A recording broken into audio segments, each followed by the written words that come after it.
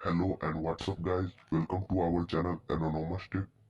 आज मैंने वीडियो बनाया है फिशिंग पर। फिशिंग एक ऐसी चीज है जिससे आप किसी भी पेज को व फेसबुक, इंस्टाग्राम इससे लॉगिन कराकर उसके आईडी को हैक किया जा सकता है। हैकर फिशिंग पेज का ही इस्तेमाल करते हैं।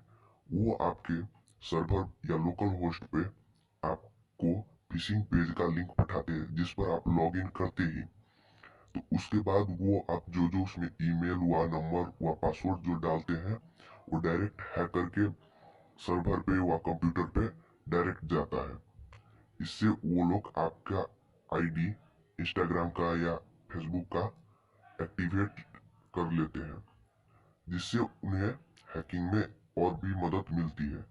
और डिटेल में देखने के लिए हमारे चैनल को प्लीज सब्सक्राइब करें, एनोनोमस टेक।